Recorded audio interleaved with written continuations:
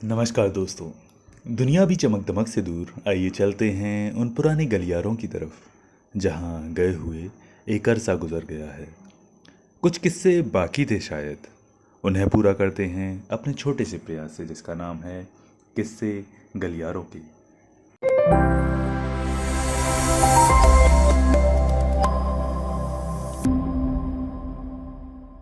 पिछले भाग में आपने सुना ब्राह्मण परिवार का कष्ट दूर करने के लिए कुंती की भीमसेन से बातचीत तथा ब्राह्मण के चिंतापूर्ण उद्गार। अब आगे। सप्तपंचाशदधिक शततमोऽध्यायः। ब्रह्माणी का स्वयं मरने के लिए उद्यत होकर पति से जीवित रहने के लिए अनुरोध करना। ब्राह्मणी बोली, प्राणनाथ, आपको साधारण मनुष्यों की भांति कभी संताप नहीं करना चाहिए। आप विद्वान हैं, आपके लिए यह संताप का अवसर नहीं है। एक न एक दिन संसार में सभी मनुष्यों को अवश्य मरना पड़ेगा। अतः जो बात अवश्य होने वाली है उसके लिए यहाँ शोक करने की आवश्यकता नहीं है। पत्नी, पुत्र और पुत्री ये सब अपने ही लिए अभीष्ट होते हैं। आप उत्तम बुद्धि विवेक का आश्रय लेकर शोक संताप छोड़िए। मैं स्वयं वहाँ राक्षस के समीप चली जाऊंगी। पत्नी के लिए लोक में सबसे बढ़कर यही सनातन कर्तव्य है कि वह अपने प्राणों को भी निछावर करके पति की भलाई करे। पति के हित के लिए किया हुआ मेरा यह प्राणोत्सर्ग रूप कर्म आपके लिए तो सुखकारक होगा ही, मेरे लिए भी परलोक में अक्षय सुख का साधक और इस लोक में यश की प्राप्ति कराने वाला होगा। यह सबसे बड़ा धर्म है जो मैं आपसे बता रही हूँ। इसमें आपके लिए अधिक से अधिक स्वार्थ और धर्म का लाभ दिखाई देता है। जिस उद्देश्य से पत्नी की अभिलाषा की जाती है, आपने वह उद्देश्य मुझसे सिद्ध कर लिया है। एक पुत्री और एक पुत्र आपके द्वारा मेरे गर्भ से उत्पन्न हो चुके हैं। इस प्रकार आपने मुझे भी उऋण कर दिया है। इन दोनों संतानों का पालन पोषण और संरक्षण करने में आप समर्थ हैं। आपकी तरह मैं इन दोनों के पालन पोषण तथा रक्षा की व्यवस्था नहीं कर सकूंगी। मेरे सर्वस्व के स्वामी प्राणेश्वर, आपके न रहने पर मेरे इन दोनों बच्चों की क्या दशा होगी। मैं किस तरह इन बालकों का भरण पोषण करूंगी। मेरा पुत्र अभी बालक है। आपके बिना मैं अनाथ विधवा सन्मार्ग पर स्थित रहकर इन दोनों बच्चों को कैसे जिलाऊंगी। जो आपके यहाँ संबंध करने से सर्वदा अयोग्य हैं, ऐसे अहंकारी और घमंडी लोग जब मुझसे इस कन्या को मांगेंगे तब मैं उनसे इसकी रक्षा कैसे कर सकूंगी। जैसे पक्षी पृथ्वी पर डाले हुए मांस के टुकड़ों को लेने के लिए झपटते हैं, उसी प्रकार सब लोग विधवा स्त्री को वश में करना चाहते हैं।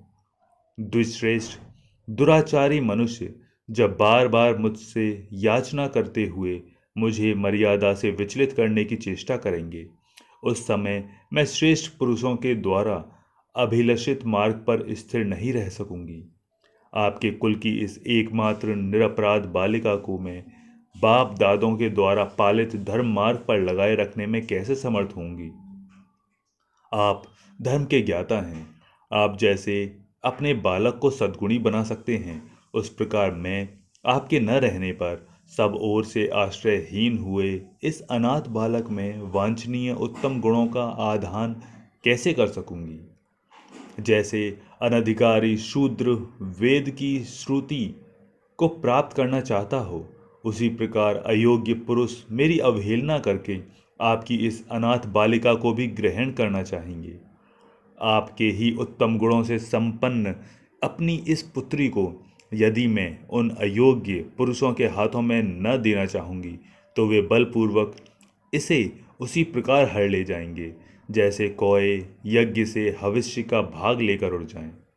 ब्राह्मण, आपके इस पुत्र को आपके अनुरूप न देखकर और आपकी इस पुत्री को भी अयोग्य पुरुष के वश में पड़ी देखकर तथा लोक में घमंडी मनुष्यों द्वारा अपमानित हो अपने को पूर्ववत सम्मानित अवस्था में न पाकर मैं प्राण त्याग दूंगी, इसमें संशय नहीं है। जैसे पानी सूख जाने पर वहाँ की मछलियाँ नष्ट हो जाती हैं, उसी प्रकार मुझ में और आपसे रहित होकर अपने ये दोनों बच्चे निसंदेह नष्ट हो जाएंगे। नाथ, इस प्रकार आपके बिना मैं और ये दोनों बच्चे तीनों ही सर्वदा विनष्ट हो जाएंगे, इसमें तनिक भी संशय नहीं है। इसलिए आप केवल मुझे त्याग दीजिए। ब्राह्मण, पुत्रवती स्त्रियां यदि अपने पति से पहले ही मृत्यु को प्राप्त हो जाएं, तो यह उनके लिए परम सौभाग्य की बात है। धर्मज्ञ विद्वान ऐसा ही मानते हैं। पिता, माता और पुत्र ये सब परिमित मात्रा में ही सुख देते हैं। अपरिमित सुख को देने वाला तो केवल पति है। ऐसे पति का कौन स्त्री आदर नहीं करेगी। आर्यपुत्र, आपके लिए मैंने यह पुत्र और पुत्री भी छोड़ दी, समस्त बंधु बांधवों को भी छोड़ दिया, और अब अपना यह जीवन भी त्याग देने को उद्यत हूँ।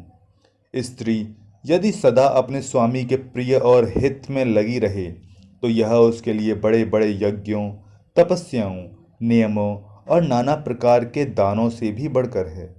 अतः मैं जो यह कार्य करना चाहती हूँ, यह श्रेष्ठ पुरुषों से सम्मत धर्म है और आपके तथा इस कुल के लिए सर्वथा अनुकूल एवं हितकारक है।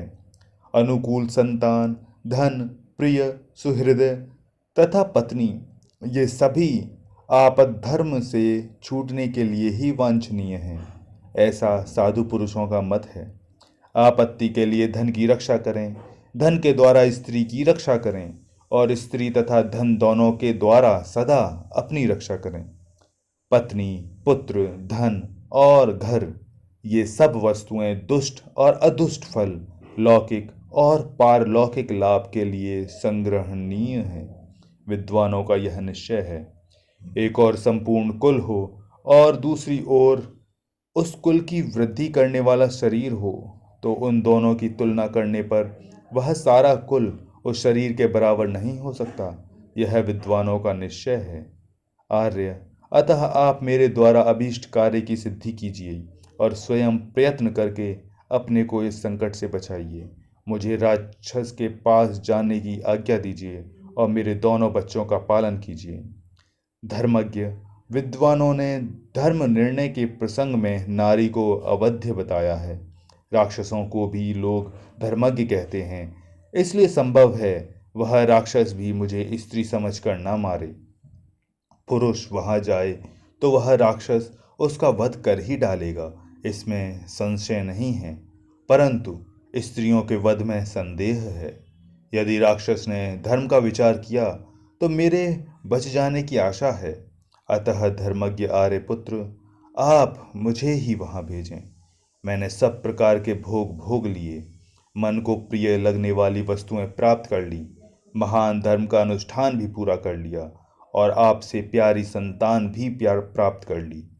अब यदि मेरी मृत्यु भी हो जाए तो उससे मुझे दुख न होगा।